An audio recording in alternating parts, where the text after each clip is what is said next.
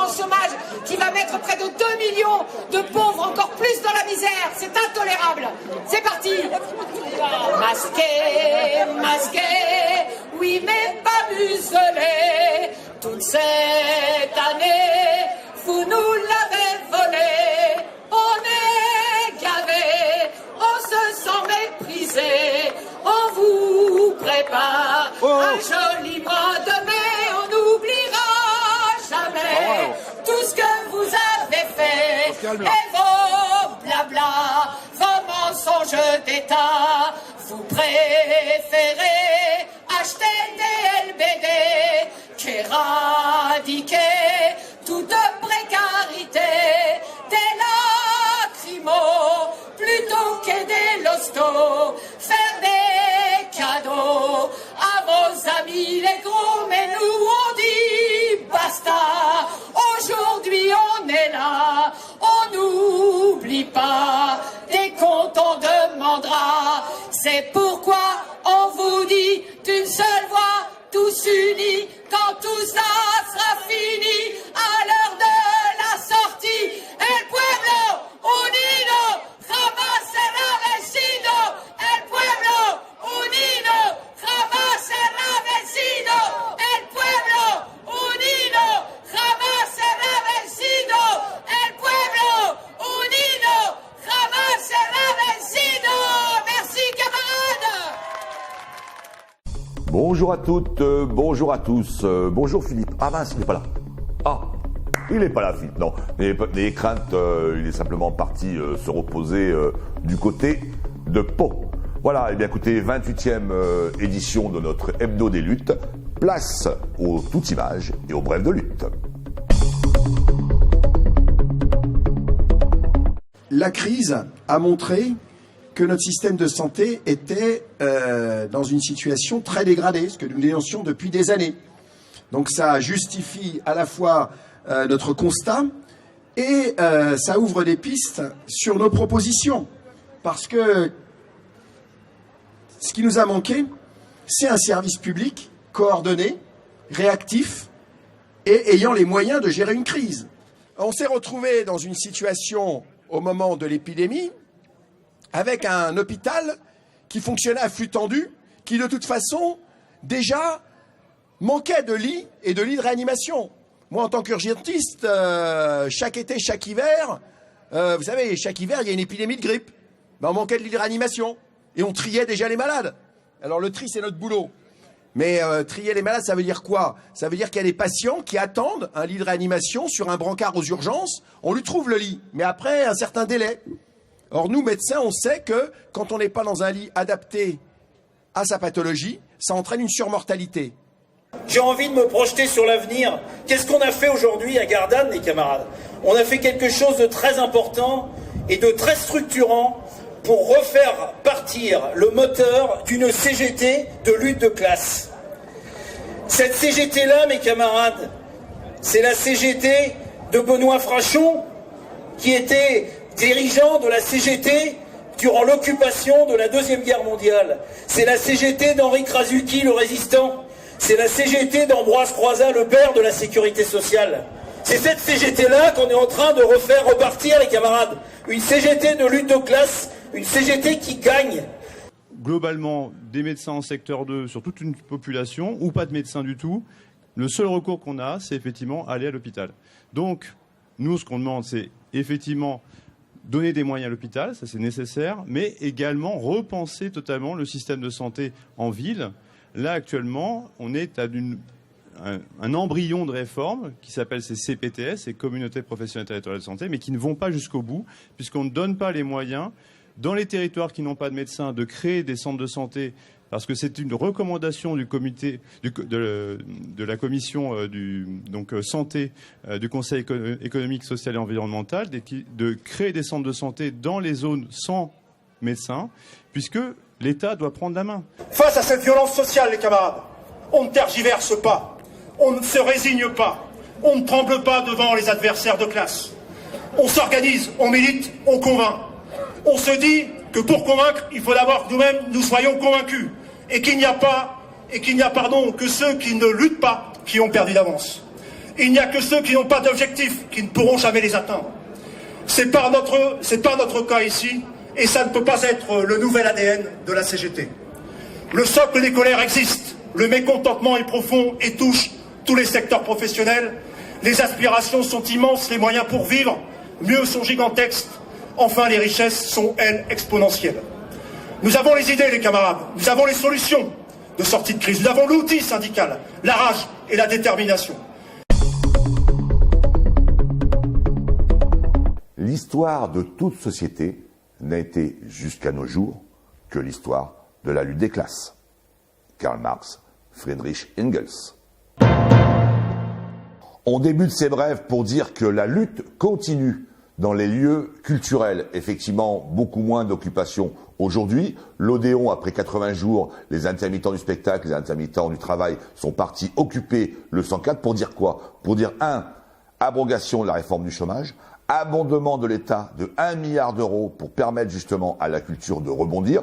On vous en parlait la semaine dernière avec Cathy, mais aussi meilleure indemnisation des travailleurs précaires. Donc on le redit, la lutte continue, même si aujourd'hui elle est squeezée par le gouvernement. Une très bonne nouvelle, la victoire des femmes de ménage de l'Ibis à Batignolles. 2 ans de lutte. Pour résumer les 3 grandes mesures qu'elles ont gagnées, mais il y en a eu plein d'autres, mais en fin de compte c'est 250 à 500 euros d'augmentation salariale, la baisse des cadences pour faire les chambres, moins 20% de baisse de cadence, et puis l'embauche de CDD. À la fin, c'est elles qui ont gagné.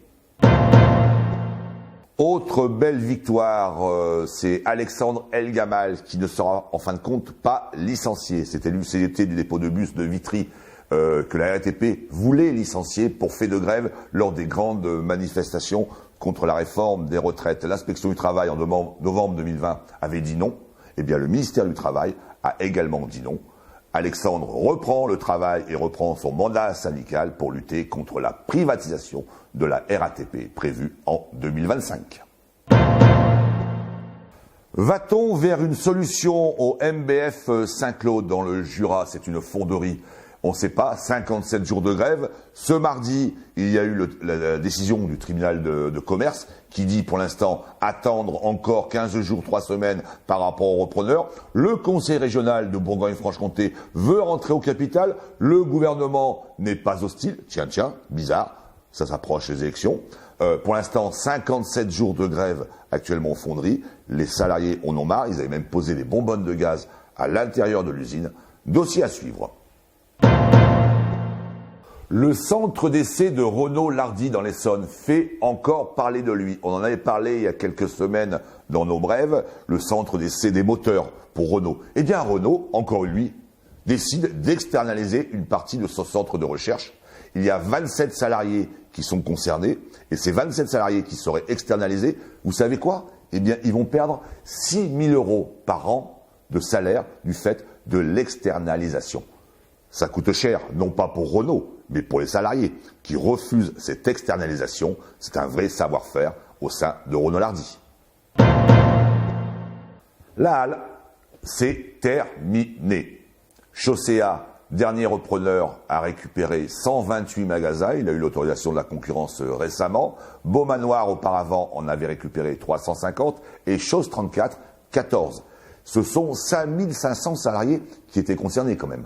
Eh bien, malgré tout, 60% des salariés vont retrouver du travail. Une vraie catastrophe sociale tue par tout le monde, sauf par nous. Castex qui fait un petit tour dans le train de nuit Paris-Nice pour dire qu'en gros, le train, c'est de nouveau la panacée. En fin de compte, on attend quand même une volonté politique de la part du gouvernement pour remettre en route le train Perpignan-Rungis, celui qui a amené plus de 130 000 tonnes par an de fruits et des légumes. Aujourd'hui, ce sont 50 camions par jour qui font le trajet. Donc aujourd'hui, cette semaine, il y a eu très forte mobilisation de la société cheminot, à la fois sur Perpignan et à la fois sur Rungis, pour justement redemander l'ouverture de cette ligne le plus tôt possible. C'était prévu au mois de juin. Pour l'instant, rien n'est moins sûr. Et en même temps, ce qu'on vous annonçait il y a 15 jours sur Hermeva, vous savez la filiale 100% SNCF, eh bien Hermeva, c'est elle qui a les wagons frigorifiques. Donc ça va peut-être encore coûter plus cher, puisque désormais, ça n'appartient plus à la SNCF. Là encore, affaire à suivre. Le gros plan de cette semaine, il nous vient des cheminots PACA, qui expliquent, et qui nous expliquent à nous, usagers, y compris aux salariés de la SNCF, les conséquences de la privatisation d'un certain nombre de lignes voulues par Renaud Muselier, le président PACA de la région, et qui a des conséquences économiques et sociales très très importantes.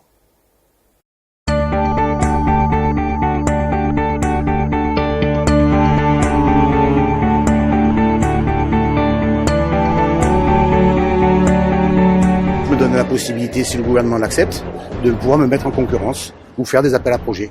Et donc, je ne veux pas m'en priver. Il nous a été annoncé le fait que l'entreprise candidaterait sur les deux lots avec deux filiales. On est les premiers en France à le faire. Le ton est donné. On se calme. Ok, il y a un risque que d'autres entreprises ferroviaires exploitent une partie du trafic TER en PACA. Mais il faudra toujours des cheminots pour les entretenir, les conduire, les aiguiller. Et avec le transfert du personnel prévu, nous, on risque rien. Ah, tu crois ça? Il est temps de faire quelques mises au point alors. D'abord, où en sommes-nous de l'ouverture à la concurrence du TER en PACA?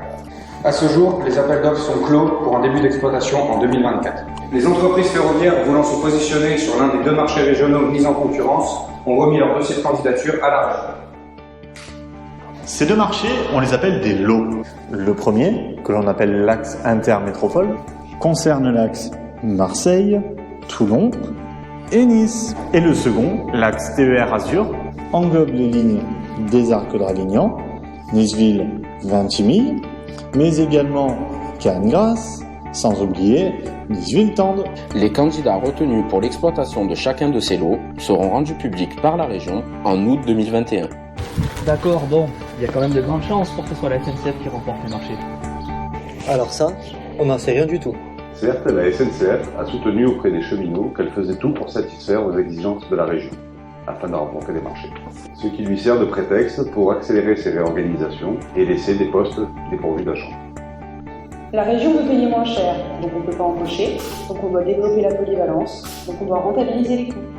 Enfin, ça dépend pourquoi. Parce que pour livrer aux éventuels concurrents des technicentres tout neufs, clés en main, il y a de l'argent.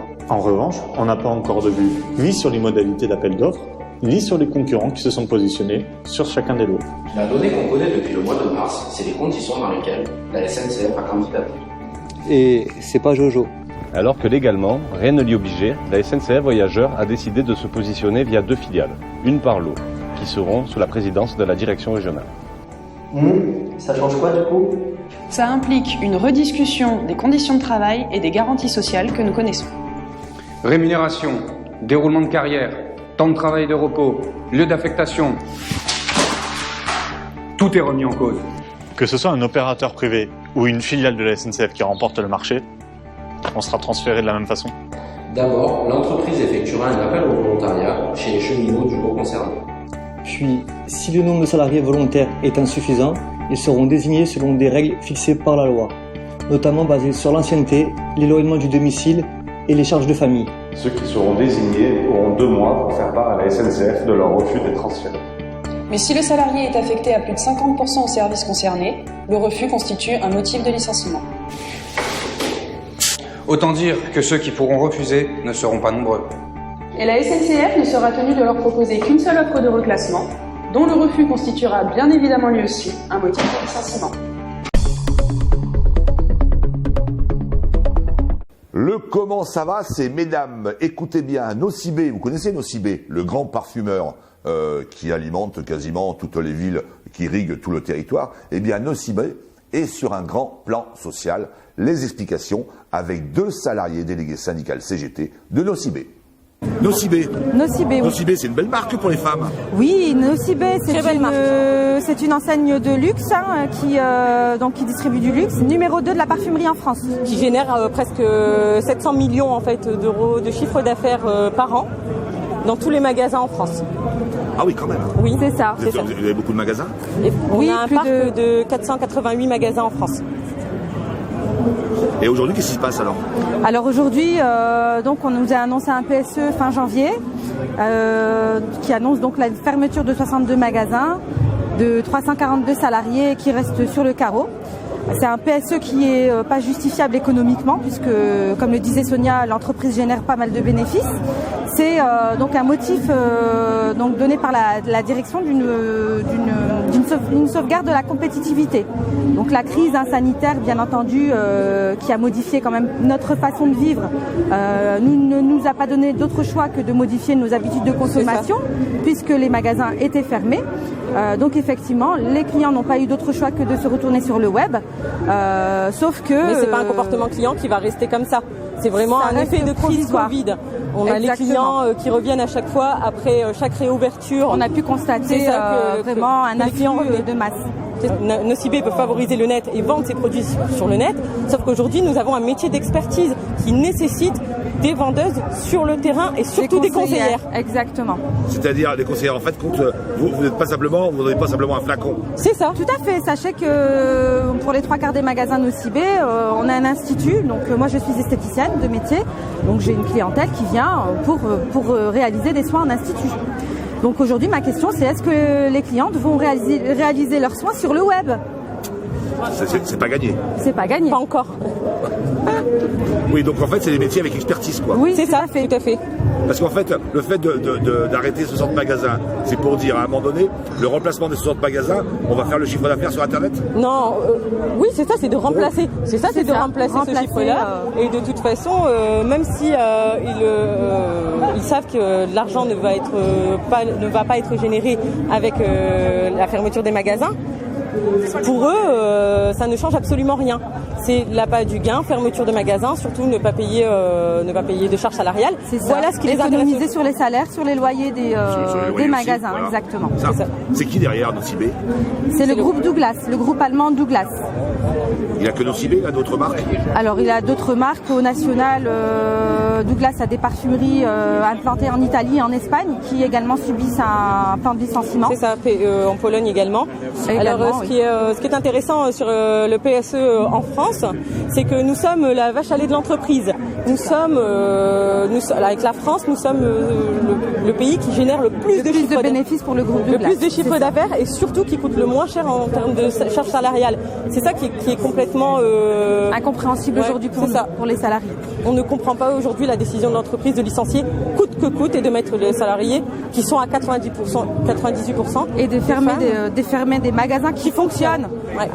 Pour exemple, notre magasin génère 1,2 million de chiffre d'affaires. C'est ça, donc qui est en constant bénéfices en constante hausse puisqu'on reste là la seule parfumerie de notre ville. On n'a plus aucune concurrence avec un magasin Sephora qui a fermé il y a un peu plus d'1 an. Donc il n'y a aucune raison en tout cas particulière sur de le magasin Nocibé Roubaix. Dans le Nord, tout à fait. Oui. Notre rubrique « Ils ont dit non ». Alors on va commencer tout d'abord par le cadastre. Le cadastre, vous savez ce que c'est ? C'est à un moment donné, les gens qui construisent une maison, donc l'État surveille que la maison est bien construite, qu'il y a une piscine ou pas piscine. Eh bien, le cadastre sur Marseille est en grève. Pourquoi ? Parce qu'en fait, c'est la disparition du cadastre. Les explications avec une des salariées du cadastre justement à Marseille. Donc la fusion des services chez nous, c'est simplement pour arriver à faire un service plus étoffé. Dixit la direction, ça doit tout régler, d'être plus étoffé en additionnant des charges. On est déjà complètement débordé et les géomètres ne sortent plus pour justement renforcer les services puisqu'il manque du monde dans les bureaux. Mais même au-delà de ça, sur la mission du cadastre, parce qu'on est mal barré au niveau national, hein, le plan cadastral auquel on est très attaché on est en train de nous l'enlever. Hein. On fait de moins en moins de mise à jour du plan cadastral et la DGFiP est en train de faire des expérimentations avec Capgemini pour trouver des algorithmes pour que tout ça se fasse tout seul. Capgemini qui travaille avec Google, hein. Ils sont tous dans la boucle. Voilà, c'est encore une mission de plus qui doit être traitée sans personne, avec des algorithmes qui vont tout faire à notre place. Et plus personne qui sort sur le terrain. Déjà, les services d'urbanisme des mairies ne sortent quasiment plus. Le cadastre ne sortira plus non plus. Donc, vous pouvez construire ce que vous voulez, vous pouvez y aller. Voilà. Ceux qui se battent sont ceux qui luttent qui vont sûrement gagner. En tout cas, ils en sont bien parti. 29 jours de grève à la fonderie de Bretagne. Cette semaine, ils avaient un rendez-vous avec le conseil régional, y compris au ministère de l'Industrie, parce que Renault veut toujours vendre la fonderie de Bretagne. Les salariés sont vent debout, ils occupent et ils ont raison. Autre bataille qui se mène tranquillement, cette fois-ci c'est aux papeteries de Bègles. On a eu des contacts cette semaine pour savoir où en était le dossier. Ils ont eu un deuxième rendez-vous au conseil régional et à la métropole bordelaise. Le dossier est en bonne voie, ils sont optimistes maintenant. Il faut effectivement que ça se décante. Pour terminer cette rubrique, on revient sur ce qui s'est passé à Gardanne la semaine dernière. Plus de 1000 délégués CGT se sont réunis à la centrale de Gardanne qui lutte justement pour son maintien. D'ailleurs, on en reparlera très prochainement par rapport aux projets qu'ils mettent en place. Et là, on donne la parole à Olivier Matteux qui concluait justement ces rencontres des entreprises en lutte.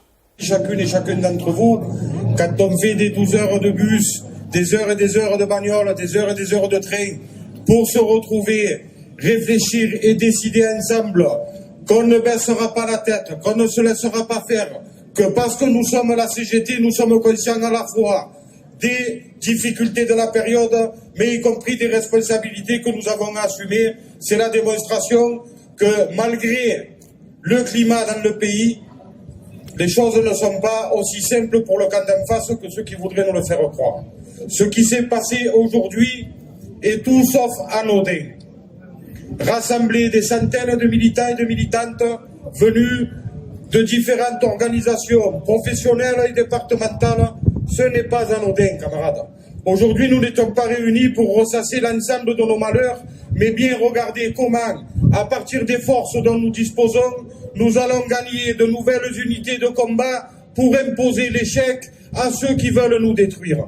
Aussi, camarades, en votre nom à tous, je me permets de lancer un appel à l'ensemble des organisations de la CGT dans le pays pour qu'elles emboîtent le pas de la démarche que nous avons décidée et construire, pour aller tous ensemble construire un mouvement interprofessionnel qui nous permettra, encore une fois, à partir des moyens que chacun peut mettre. Il n'y a pas ceux qui peuvent faire la grève reconductible et ceux qui ne peuvent pas faire grève du tout. Que chacun mette ce qu'il peut dans le panier. Ils ont voulu organiser une société de flux tendu. Ils ne peuvent pas tourner sans nous. Chaque grain de sable comptera pour gripper la machine. La crise financière du capital, qui est permanente, qui se double d'une crise sanitaire, aura fait au moins une démonstration. C'est que ce système est incapable de répondre à l'intérêt général et à prendre en compte toutes les situations. La solution, elle se trouve ici. La solution, elle est dans le monde du travail. Elle est dans les couches populaires. Elle est dans ceux qui vivent les mêmes choses. On ne peut pas se contenter d'entendre des arguments d'économistes ou de politiciens qui n'ont qu'un seul but, nous endormir. On ne peut pas se contenter de ça. Qu'est-ce qu'ils penseraient de nous, les camarades qui ont mis sur pied la sécurité sociale, dans un pays ruiné, où le PIB était quasiment 10 fois inférieur à celui que nous connaissons aujourd'hui? Qu'est-ce qu'ils se diraient quand ils apprendraient que parfois certaines de nos organisations, non pas malhonnêtement, mais sont obligées de rentrer dans des négociations de plans sociaux, de plans dits sociaux, parce qu'on est tellement isolés les uns les autres qu'à la fin, le seul choix qui nous semble être possible, c'est d'aller négocier la régression sociale. Qu'est-ce qu'ils se diraient, ces camarades? Qu'on a perdu quelques fondamentaux. Pour autant, aujourd'hui, on en a rappelé quelques-uns, camarades. Et on sait les uns et les autres qu'à partir de nos fondamentaux, on peut recréer la dynamique collective en capacité de nous faire gagner.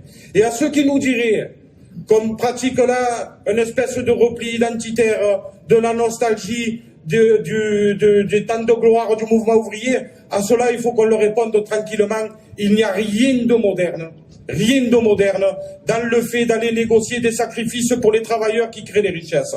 Les archaïques, ce sont eux, parce que ce sont eux qui font vivre les solutions qui nous sont imposées depuis que le patronat existe.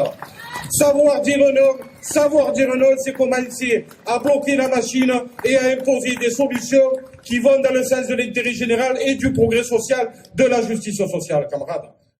La porte se rapprochait de lui. Pour la première fois, il hésitait. À l'intérieur, il trouva un homme d'un côté du bar et la mère Gisèle de l'autre. Il crut entendre distinctement les voix de ses camarades, les rires, les moqueries, l'accent méridional du Rital. Louis s'installa au bar. Il n'avait envie de rien, mais commanda un verre de blanc. « Qu'est-ce que je peux faire pour toi, mon beau loulou ?»« Je voudrais voir Zayan, s'il vous plaît. » Voilà, c'est un extrait du livre de Aurélie Razambo, Une vie de Pierre Chaude. C'est un roman aux éditions Le Club, pas très connu, mais c'est un livre très intéressant parce qu'au départ, on ne sait pas où elle veut nous emmener, mais en fait, c'est l'histoire de l'Algérie avant, pendant la guerre d'Algérie et après la guerre d'Algérie. Je ne vous en dis pas plus. C'est au Club, Aurélie Razambo, Une vie de Pierre Chaude. Voilà, cette 28e édition est terminée. Je vous donne rendez-vous avec Philippe qui sera de retour la semaine prochaine. Au revoir.